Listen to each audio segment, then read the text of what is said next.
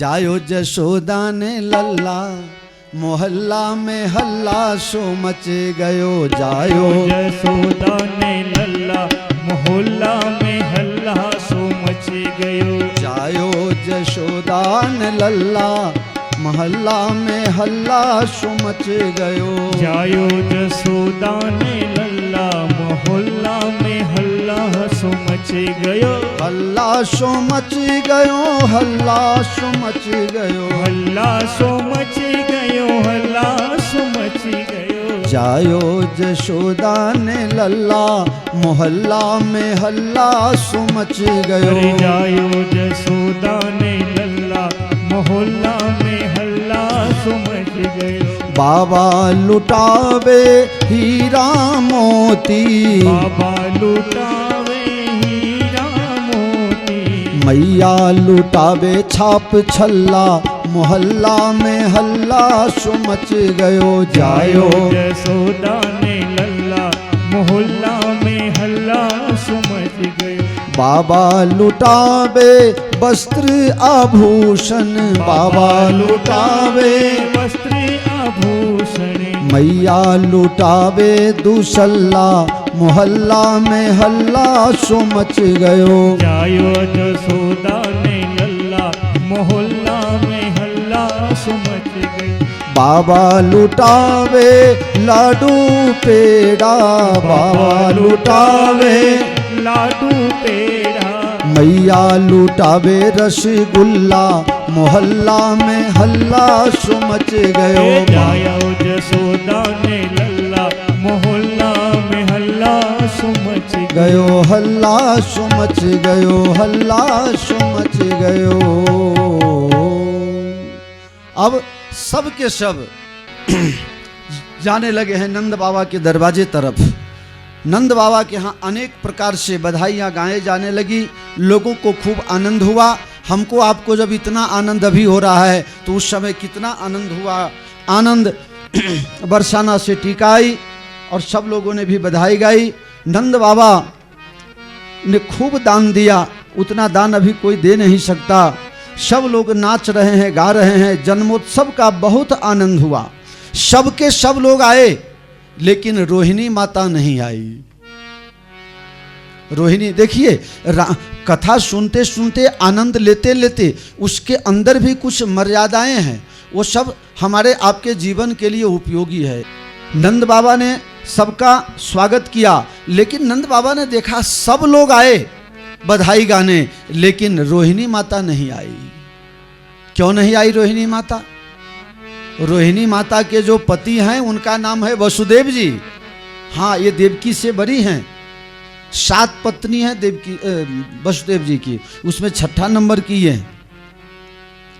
तो ये मर्यादा है कि अगर किसी का पति विदेश गया हो, जेल में गया हो, संकट में हो, दूर हो, तो कहीं आनंद उत्सव मन रहा हो तो वहाँ ज़्यादा सज धज के जाना नहीं चाहिए। इस रंग बदलती दुनिया में सज धज के निकलना ठीक नहीं।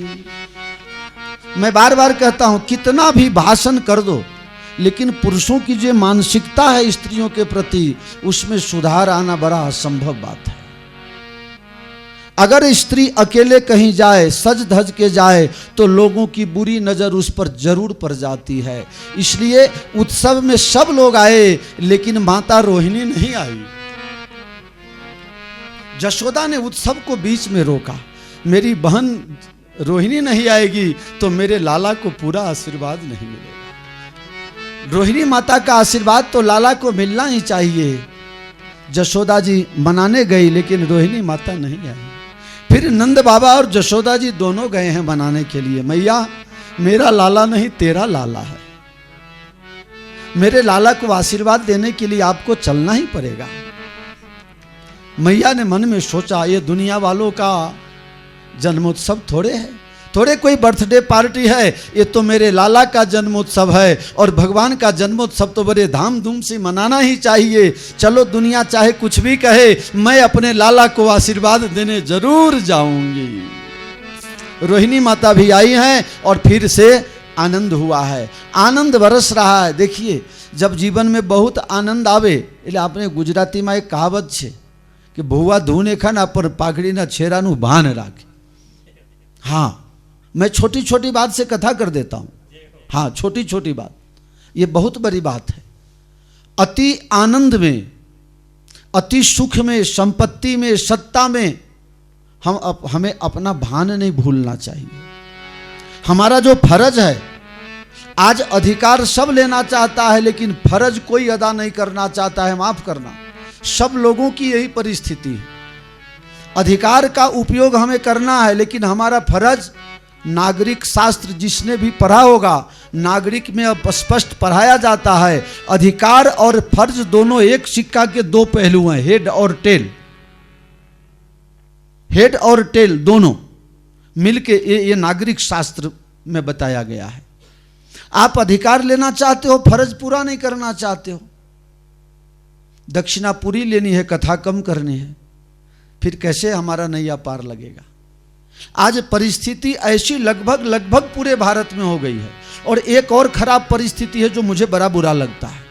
सरकार कोई नियम बनावे और हम उसको तोड़ करके बड़े गौरवान्वित महसूस करते हैं। इसी से अव्यवस्था हो जाती है। पहले 2 दिन सबके सब लोग परेशान थे, माफ करना, सब लोग परेशान थे।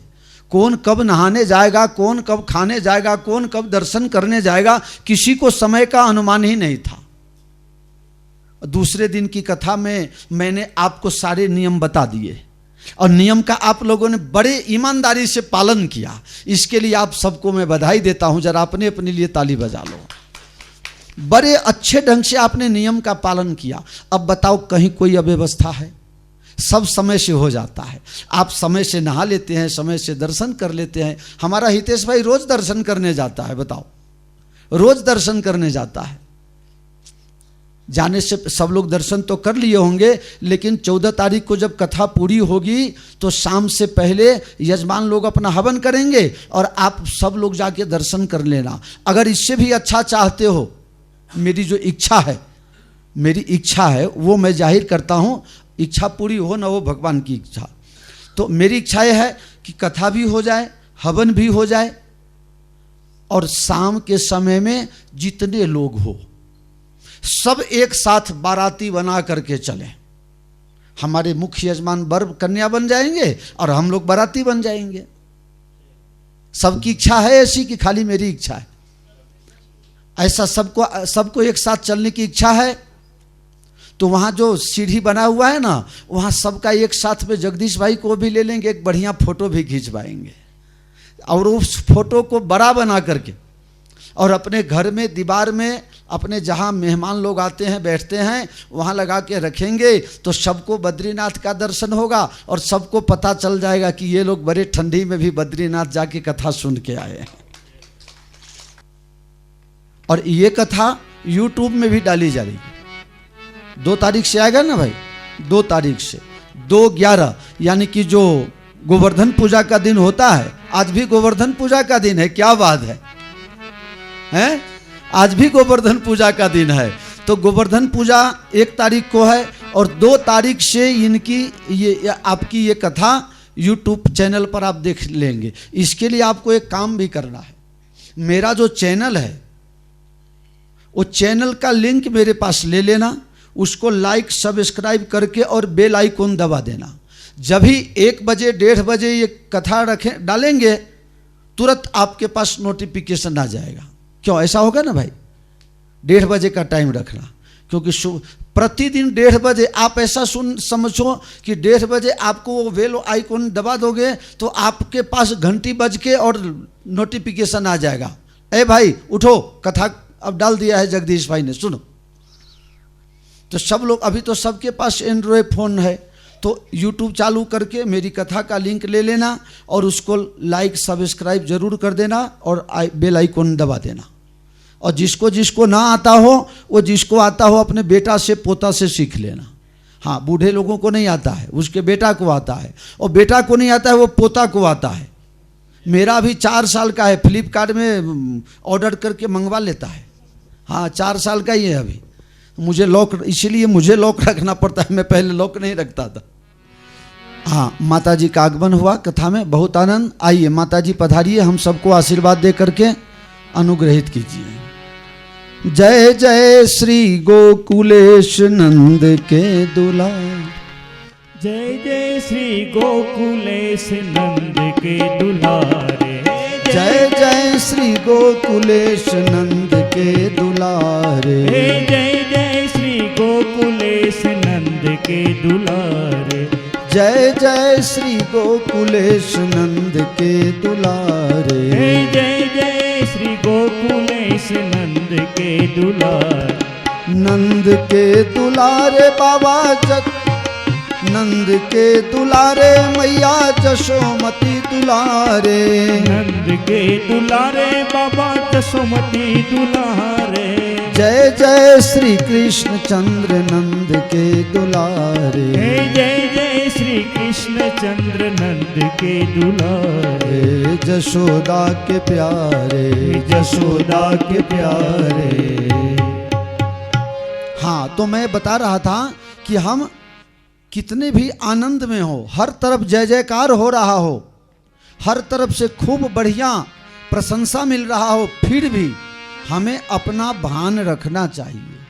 हमें उसमें कभी कभी ऐसा होता है, जो गन्ना आप लोगों ने देखा है, गन्ने का जूस पीने का बड़ा मज़ा आता है गर्मी के टाइम में, और उस जूस में थोड़ा सा आदू का रस मिल जाए, अदरक का, और थोड़ा सा 2 बूंद नींबू, तो फिर क्या कहना। डायबिटीज है फिर भी मैं 3-4 गिलास पी जाऊंगा, बहुत मजा आता है ना, और क्या बात है। लेकिन गन्ना को आप कभी खेत में जाकर के देखो, गन्ना को कभी खेत में जाकर देखो, जिस गन्ना में ज्यादा मिठास हो जाता है, रस ज्यादा भर जाता है, मिठास हो जाता है, वो गन्ना को देखना वो बीच से फट जाता है।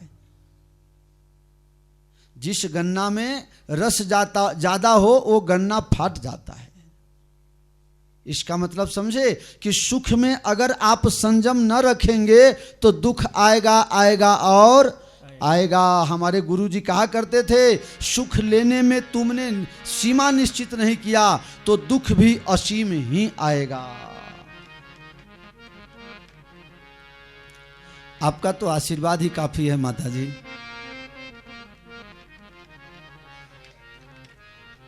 नंद बाबा ने कहा, आप लोग मेरे कन्हैया का जन्मोत्सव मनाओ, लेकिन मैं अपना फर्ज नहीं भूल सकता।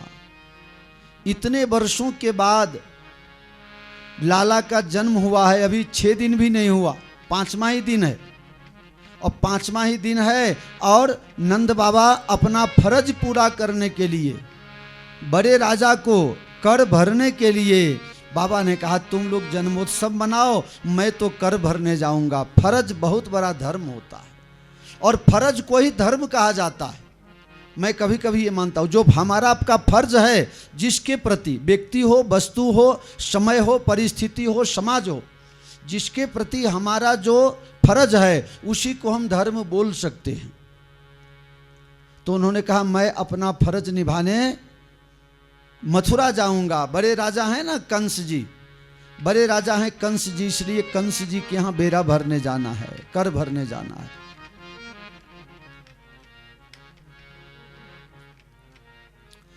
जगदीश भाई जरा फोटो ले लेना माता जी का, बहू रानी माला पहनाएगी।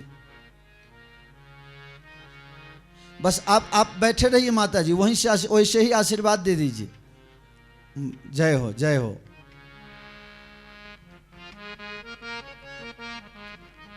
हाँ, पांव छू के प्रणाम करना। वाह,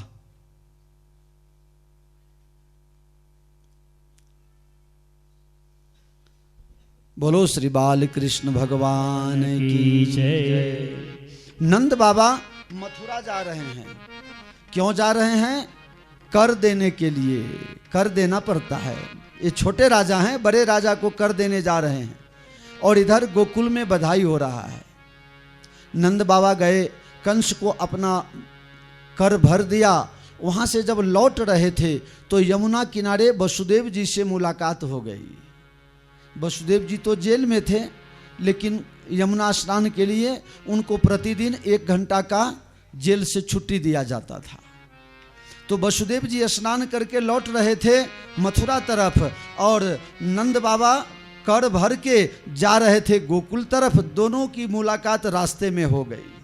दोनों मित्र एक दूसरे से गले मिल करके मिले। नंद बाबा ने शोक प्रकट किया, वसुदेव जी मुझे बहुत खेद है, मुझे बहुत दुख है। कंस ने आपके 6 बेटा को मार दिया, 7वां का पता नहीं चला और 8वां बेटा की जगह बेटी हो गई। आपके दुख में मैं सहानुभूति रखता हूँ। वसुदेव जी ने कहा, नंद बाबा हम थोड़े बिना बेटे के हैं, आपके घर जो बेटा है वो मेरा ही बेटा है, ऐसा मैं मान लूँगा। हम में आप में कोई अलगपना तो है नहीं, हम दोनों एक ही हैं, आपका बेटा मेरा बेटा। नंद बाबा ने कहा, हाँ हाँ सही बात है, हमारा बेटा आपका बेटा, पहले आपका बेटा बाद में मेरा बेटा। ये दोनों अनजान हैं कन्हैया के लीला से, लेकिन बात सही, व्यवहार में भी सही बोल रहे हैं। अति आनंद हुआ है। फिर वसुदेव जी गए जेल में और नंद बाबा गए अपने गोकुल तरफ। लेकिन इस बीच एक और भी कांड घट गया। आज 6ठा दिन है, लाला का 6ठी का दिन है। अति आनंद हो रहा है। अब अति आनंद हो, उत्सव हो, आपके घर शादी विवाह या कोई बर्थडे पार्टी या मैरिज एनिवर्सरी या जो कुछ भी आप मनाते हो तो निमंत्रण वाले तो आते हैं, कुछ ऐसे भी होते हैं जो बिना निमंत्रण के भी आ जाते हैं। और आपके घर उत्सव है, खुशी का प्रसंग है, आप मना भी नहीं कर सकते। अब मना करो तो लोग घमंडी समझ जाएंगे। अब नंद बाबा के महल में जशोदा मैया के यहाँ खूब आनंद चल रहा है। 2 आता है, 1 जाता है, 4 आता है, 2 जा जाता है, भारी भीड़ लगी हुई है। इधर मथुरा में कंस ने एक आपातकालीन सभा बुलाई। मेरा दुश्मन जन्म के पैदा हो गया गोकुल में, आकाशवाणी ने कह दिया है। गुंजा मधुरा माला मधुरा यमुना मधुरा बीथी मधुरा सलीलम मधुरम कललम मधुरम मधुराधिपतेरखिलम मधुरम मधुराधिपतेरखिलम मधुरम गोपी मधुरा लीला मधुरा गोपी मधुरा लीला मधुरा युक्तम मधुरम भुक्तम मधुरम दृष्टम मधुरम शिष्टम मधुरम मधुराधिपतेरखिलम मधुरम मधुराधिपतेरखिलम गोपा मधुरा गावो मधुरा यष्टिर्मधुरा सृष्टिर्मधुरा दलितं मधुरं फलितं मधुरं मधुराधिपतेरखिलं मधुरं मधुराधिपतेरखिलं मधुरं मधुराधिपतेरखिलं मधुरं। भगवान आज जमुना जी को पवित्र करना चाहते हैं। भगवान ने कहा हम लोग प्रतिदिन गाय चराने जाते हैं, आज गाय चराने में छुट्टी, आज हम लोग खेलने की छुट्टी रखेंगे। बलराम जी ने कहा ये कौन सा उत्सव है भाई, किस चीज की छुट्टी है? बोले विजयादशमी है ना आज, इसलिए छुट्टी है। आज विजयादशमी है ना तो इसलिए आज छुट्टी है। भगवान ने कहा हम लोग गेंद लेकर के आज खेलने चलेंगे। बलराम जी ने कहा ठीक है, एक टीम का कप्तान तुम बन जाना, एक टीम का कप्तान हम। कन्हैया ने कहा तो फिर हो गया काम खत्म। अगर इनको लेके जाएंगे तो ये कालिए नाग को मारने नहीं देंगे, क्योंकि जाति बिरादरी का जरा लगाव हो जाता है ना, हैं? इनके जाति वाले को हम मारेंगे तो ये हमको छोड़ेंगे। बोले भैया आज आपको नहीं जाना है, बड़ों के लिए आज खेल नहीं है, आज का खेल सब सिर्फ बच्चों के लिए है। आप जाते हो तो मर्यादा में हम कुछ बोल नहीं पाते हैं, कुछ खेल नहीं पाते हैं, मज़ा नहीं आता है। एक दिन तो कम से कम अकेले जाने दो, हम कुछ भी गड़बड़ी नहीं करेंगे। तुम जहाँ जाते हो कुछ न कुछ करके आते हो, कुछ नहीं करेंगे। कन्हैया गेंद से खेलने लगे। शर्त लग गई कि भाई सामने जमुना जी में कोई गेंद जोर से न मारे कि जाए, अगर जाएगा जिसके तरफ से उसको लेने जाना पड़ेगा। कन्हैया ने कहा ठीक है। सबने कहा तुम बड़े बाप के बेटे हो, तुमसे भी भूल होगी तो तुमको भी जाना पड़ेगा। कन्हैया ने बोला हाँ ठीक है जाएंगे।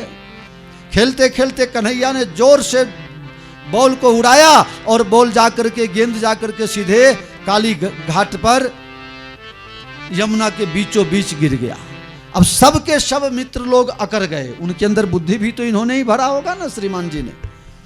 अब सब एक हो गए, कन्हैया वही का वही गेंद चाहिए। कन्हैया विनती कर रहे हैं भैया 5 गेंद मेरे तरफ से वैसा का वैसा, लेकिन उसके लिए मत मांगो, वहां हम जाएंगे तो मर जाएंगे। बोले चाहे जो कुछ भी हो वही गेंद लाना पड़ेगा। कन्हैया चढ़ गए कदम के पेड़ पर। अब तो सब घबराने लगा, रे कन्हैया हम तो ऐसे ही कर रहे हैं, आ जाओ तुम्हारे बिना हम कहाँ।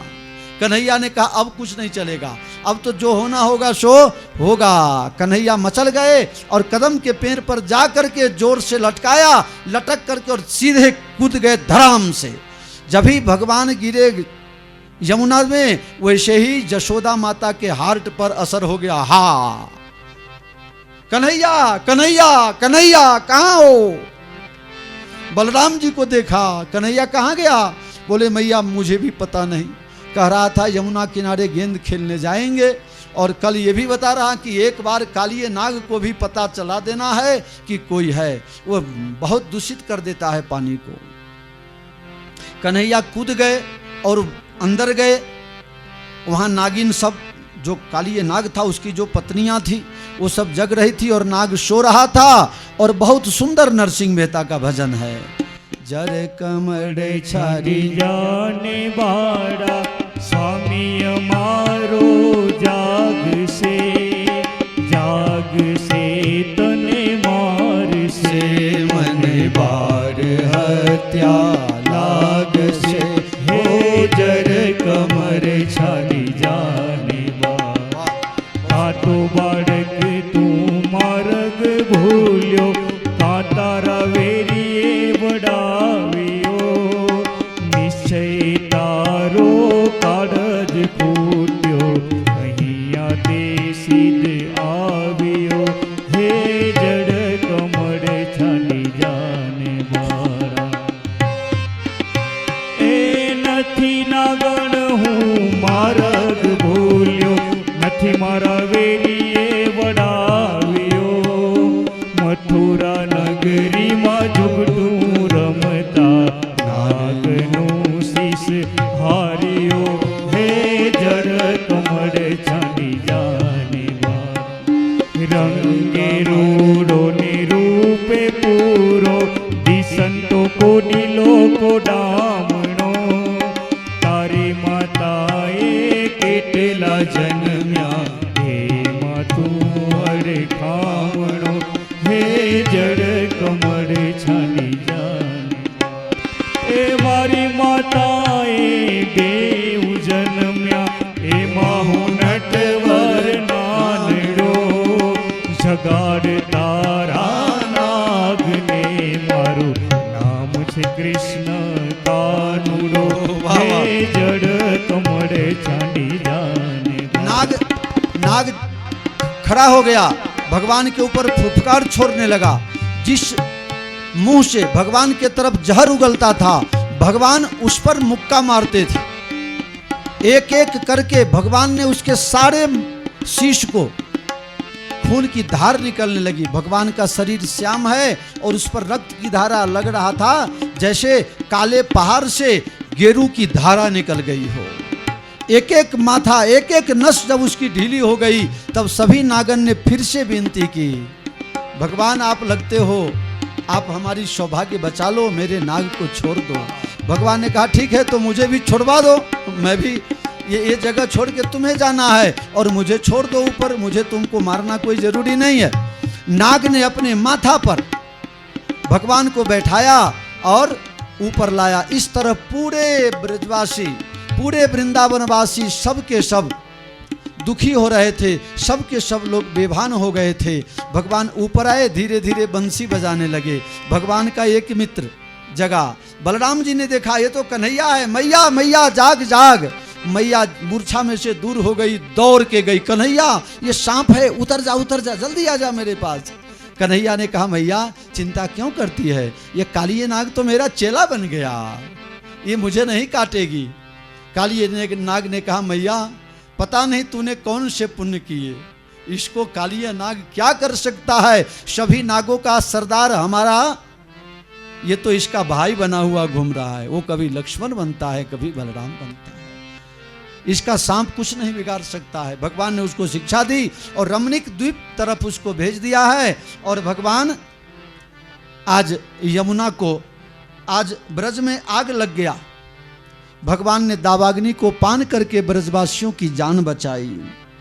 गोपियां भगवान का बहुत चिंतन करती हैं। शाम के समय जब भगवान गाय चरा के वापिस आते हैं उस समय बंसी बजाते हैं। गोपियां कहती है शाम को न बंसी बजाना श्याम, कन्हैया तुम बंसी पूरे दिन बजाओ लेकिन शाम को मत बजाओ। भगवान बोले क्यों, मेरी बंसी मैं बजाऊं, इसमें कहाँ किसी के बाप के घर का है, मैं कभी भी बजाऊं। बोले मैं तुमसे लड़ाई नहीं करना चाहती लेकिन विनती से कह रही हूं। बोले क्यों, बंसी बजाने से क्या होता है। बोले तेरे बंसी बनाने से मेरी रसोई बनती नहीं है। भगवान ने कहा मेरी बंसी बजने से तो और भी मीठी रसोई बनेगी, खट्टी भी होगी तो मीठी हो जाएगी। बोले गोपियां कह रही हो तो बनेगी तब तो खट्टी और मीठी बनेगी, बनती ही नहीं है। बोले क्यों, कन्हैया जब तुम बंसी बजाते हो तो तुम्हारे बंसी के आवाज से ये जो लकड़ी है ना सूखा हुआ, उसमें भी चेतनता आ जाती है, उसमें पानी छूटने लगता है, लकड़ी जलती नहीं और रसोई बनती नहीं। आज सबके घर में खूब सुंदर सुंदर पकवान बन रहे हैं, हजारों प्रकार की मिठाइयाँ बन रही है। भगवान के नाक में खुशबू आई और भगवान दौड़ के चले गए जशोदा मैया के पास। मैया आज तो बड़ी सुंदर सुंदर खुशबू आ रही है। अरे कन्हैया ऐसा मत बोलना, ये भगवान के पूजा के लिए प्रसाद बन रहा है। बोले हमसे भी बड़ा कोई है क्या, सबसे बड़े भगवान हम हैं, उसको तो तुम खिलाती नहीं हो और दूसरे को कौन से भगवान है हमसे बड़े जिसके लिए बना रही हो। बोले इंद्र भगवान। बोले वो कैसे भगवान। बोले इंद्र भगवान बरसात देते हैं, इससे फसल अच्छा होता है और सबको अच्छा अच्छा खाने को मिलता है। इंद्र भगवान खुश रहेंगे तो सब कुछ अच्छा रहेगा। कन्हैया ने कहा उस इंद्र भगवान को तुमने कभी देखा, उसको भोग लगाते हो तो खाने आता है। बोले वो आता तो नहीं है, प्रसाद तो हम ही लोग खाते हैं, वो तो खाने तो आता नहीं है। बोले जो खाने ही नहीं आता है, जो दुख सुख में मुझे मदद करने ही नहीं आता है, ऐसे भगवान से क्या फायदा। अगर पूजा करना हो तो बोलो गोवर्धन नाथ की जय। अगर पूजा करना हो तो जो गोवर्धन हम लोगों को धूप से बचाता है, जो हम लोगों के गाय को भोजन देता है, हम लोगों को आराम देता है, विश्राम देता है, उस गोवर्धन की पूजा करना चाहिए। इंद्र की पूजा बंद करो। लोगों ने मीटिंग करी कि एक छोरा के कहने से, एक छोटे बच्चे के कहने से अपने भगवान की ये परंपरागत पूजा बंद कर देंगे, अगर भगवान नाराज हो जाएंगे तब क्या होगा। सबने कहा नंद बाबा अगर ये पूजा बंद कर देंगे और इसका जो साइड इफेक्ट होगा वो कौन। कन्हैया ने कहा सारी जवाबदारी मेरी, गोवर्धन नाथ की पूजा करेंगे वही हम सबको बचाएंगे। सबके घर से जितने जितने मिठाई बने थे सब मिठाई ले लेकर के जाने लगे गोवर्धन के पास। वहां पहुंचे थे गोपाल कृष्ण महाराज, राजस्थान से आए थे। महाराज ने कहा पहले भगवान का स्नान कराओ, स्नान कराओ, फिर उनको भोग धराना बाद में, पहले स्नान कराओ। अब महाराज मंत्र बोलने लगे और अशोक भाई बाल्टी भर भर के लाए, जल स्नान कराने लगे। अब 3.5 घंटा बीत गया, तब तक तो भगवान का पैर भी नहीं धुला, नहाने की तो बात दूर रही। अशोक भाई थक गए। सबों ने कहा महाराज तुम्हारे भगवान स्नान कब करेंगे। कन्हैया ने कहा तुम सब शांति रखो, भगवान स्नान कर लेंगे अपने आप, तुम लोग को चिंता करने की जरूरत नहीं है। भगवान ने ध्यान लगा करके और वहां मानसी गंगा को प्रकट कर दिया, गोवर्धन को स्नान कराया गया। सबने कहा भगवान को भोग धराओ। बोले भगवान को भोग धराएं तो भगवान खाएंगे कैसे। भगवान ने अंदर प्रवेश करके और थोड़ा सा उस पहाड़ में से मुंह को खोला। जब गोवर्धन जाओ तो मुखारविंद का दर्शन करना, मानसी गंगा का जल माथे पर चढ़ाना, परिक्रमा में ही सब आ जाता है। हाँ, अगर हो सके तो उघाड़े पग परिक्रमा करना, जो 5 कोस की परिक्रमा है। गोवर्धन की 5 कोस 21 कोस की भी परिक्रमा होती है, लेकिन जीवन में कम से कम एक बार परिक्रमा जरूर करना चाहिए। दुनिया में 2 पहाड़ ऐसा है जो भगवान का रूप है, एक गिरिराज और एक कामदानाथ। चित्रकूट में भगवान ने अपना स्वरूप प्रदान किया है। कामद भेगिरी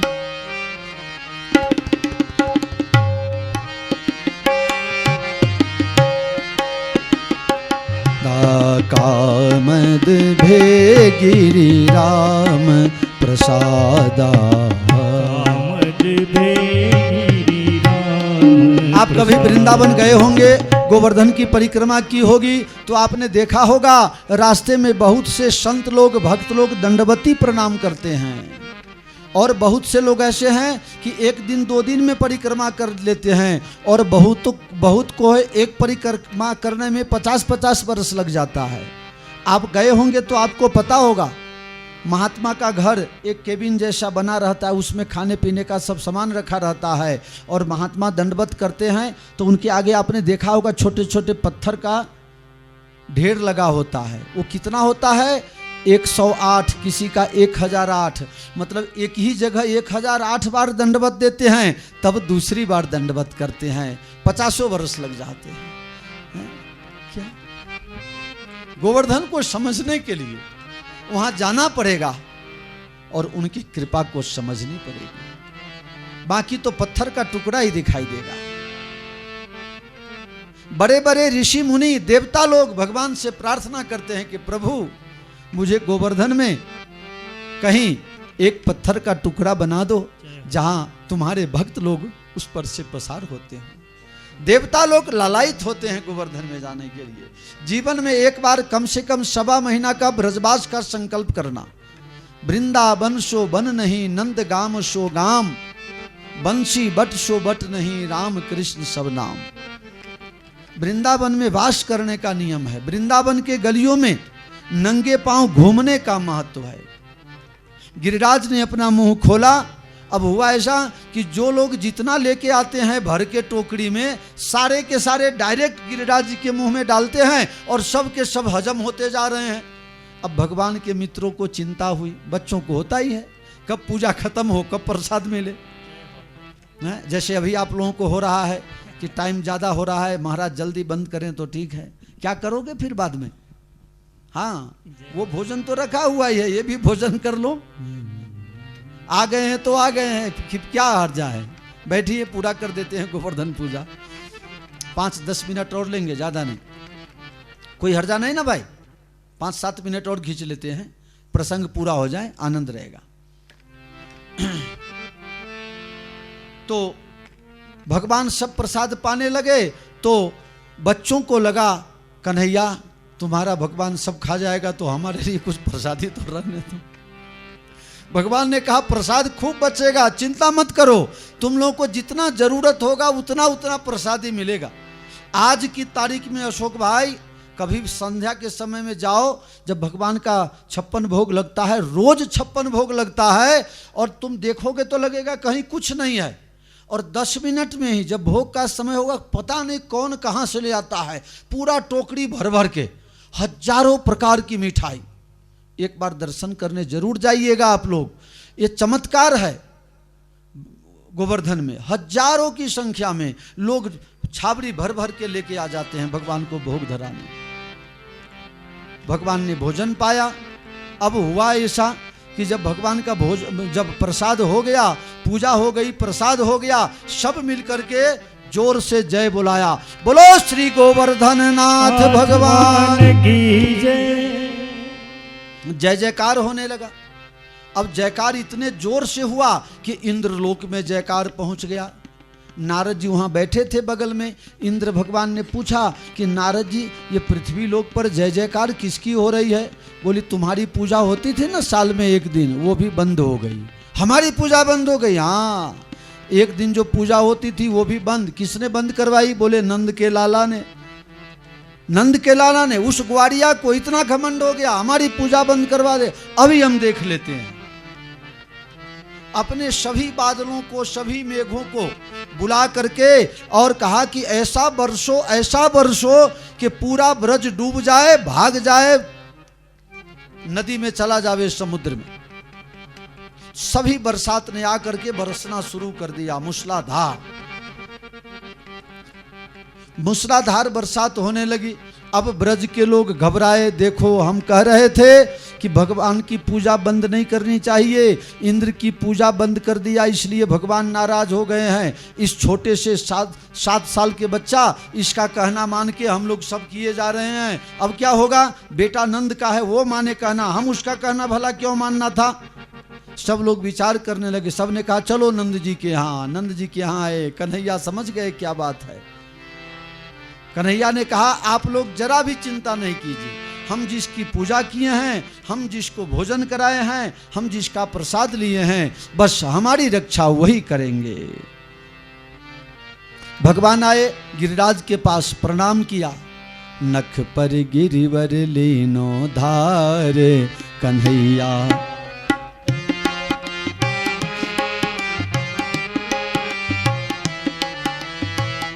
भगवान अपने उंगली पर गिरिराज को धारण किया और सबको कहा आप सब अंदर आ जाओ। अब प्रश्न यह है कि गिरिराज को उठा तो लिया, लेकिन पानी तो बरस रहा है, पानी जा कहां रहा है? पानी जा कहां रहा है? 7 दिन 7 रात तक लगातार बरसात।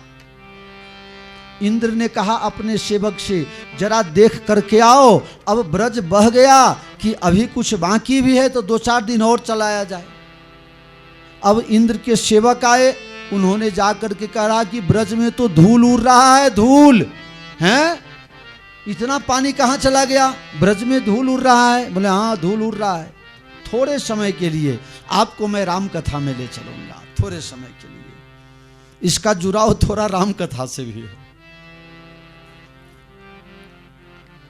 ये पानी गया कहाँ? इसका जुड़ाव राम कथा से है। भगवान लंका विजय प्राप्त करके अयोध्या आए, रोज साधु संतों को भोजन कराया जाता था। सीता माता की इच्छा हुई कि साधु महात्मा आते हैं लेकिन कोई बढ़िया खाने वाले नहीं आते हैं। कोई 2 रोटी खाता है, कोई 4 रोटी खाता है। जरा 2, 4, 10, 20 लड्डू खाए, 50 लड्डू खाए तो लगे कि हाँ भाई ब्राह्मण को जिमाया है। अब ब्राह्मण को जिमाए, ब्राह्मण अगर बढ़िया से जमे नहीं तब आनंद आता नहीं है। बढ़िया भोजन होना चाहिए, चकाचक माल घुटना चाहिए। सीता जी ने फरियाद करी भगवान से, प्रभु आप ऐसे ऐसे महात्मा लेकर के आते हो, मुझे संतोष नहीं होता है, कुछ ऐसा महात्मा ढूंढ करके लाओ कि जरा बढ़िया से खावे। भगवान ने सोचा ठीक है, बुला लाते हैं अगस्त जी को। अगस्त जी को बुला करके लाए। भगवान ने कहा जरा बढ़िया से भोजन कीजिएगा। अगस्त जी ने कहा भगवान आप जब तक मना ना करो तब तक हम मशीन चालू ही रखेंगे। 200-500 ग्राम आटा भिगाया गया। अगस्त जी भोजन करने बैठ गए। 2 kilo, 4 kilo, 6 kilo, 10 kilo, 15 kilo, 25 kilo, 50 kilo, 1 quintal, 2 quintal, 10 quintal, 20 quintal, 50 quintal, 100 quintal से भी ज़्यादा आटा का रोटी खा गए और अभी तक तो पानी भी नहीं पी रहे हैं, ढेकार भी नहीं कर रहे हैं। अब सीता माता घबराई। जितनी नौकर नौकरानियाँ थी, गणेश जी को बुलाया, पार्वती को बुलाया, सबको बुलाया। सब लोग रोटी बनाने में लगे हैं, अगस्त जी खाने में लगे हैं। अब ये तो हो गया 20 दिन तक। 21वां दिन भगवान चक्कर लगाने आए। भगवान ने कहा सीता जी महात्मा अच्छे से भोजन कर रहे हैं ना?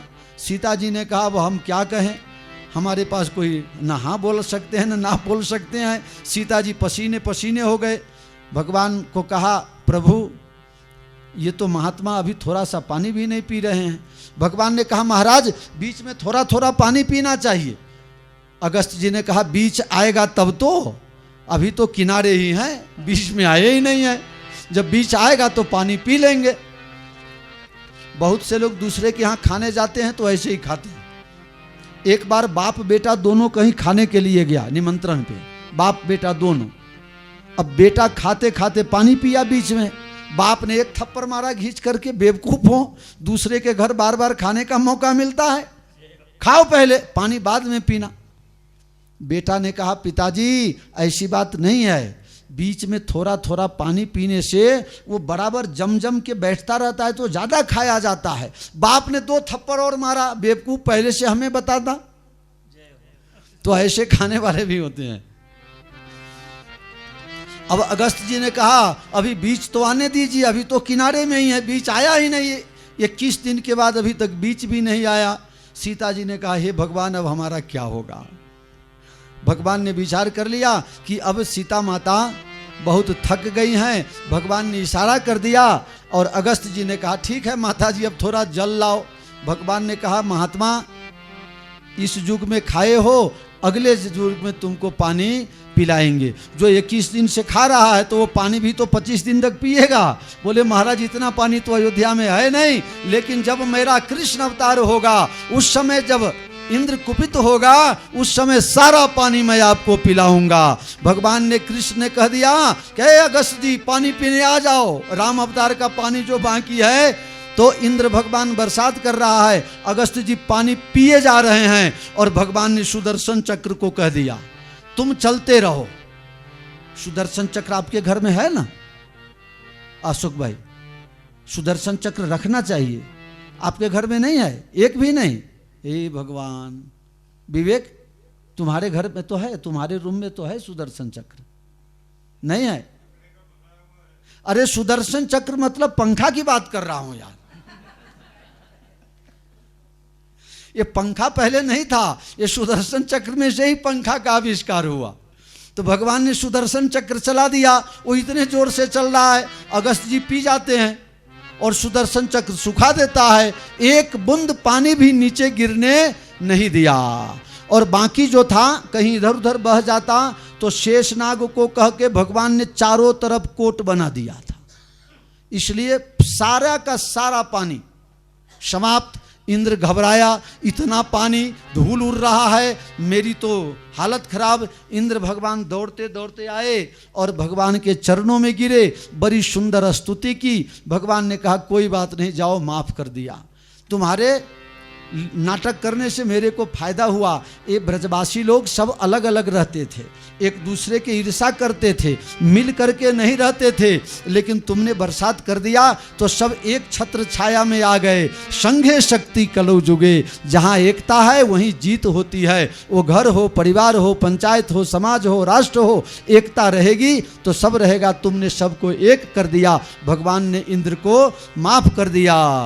बोलो गोवर्धन नाथ भगवान की जय, गिरिराज धरण की जय, कृष्ण कन्हैया लाल की, भक्त वत्सल भगवान की जय, गौरी शंकर भगवान की जय, बद्रीनाथ भगवान की, राजा रामचंद्र भगवान की, सदगुरु भगवान की, माता पिता की, गुरु गोविंद की, नगर बस्ती की, यज्ञा भूमि की, सत्य सनातन धर्म की। नमः पार्वती पते हर हर महादेव। जय गिरिराज धरण प्रभु, जय गिरिराज धरण।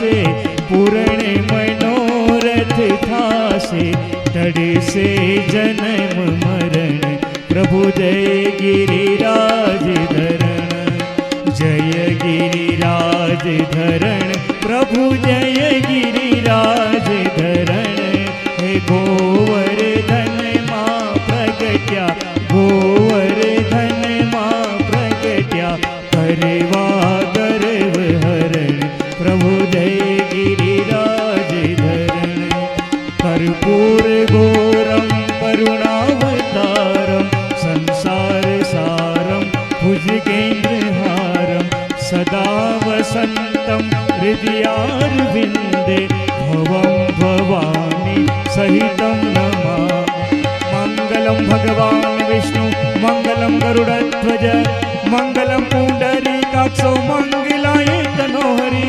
सर्वमङ्गलमाङ्गल्ये शिवे सर्वात्र साधिके शरण्ये त्र्यम्बके गौरी नारायणी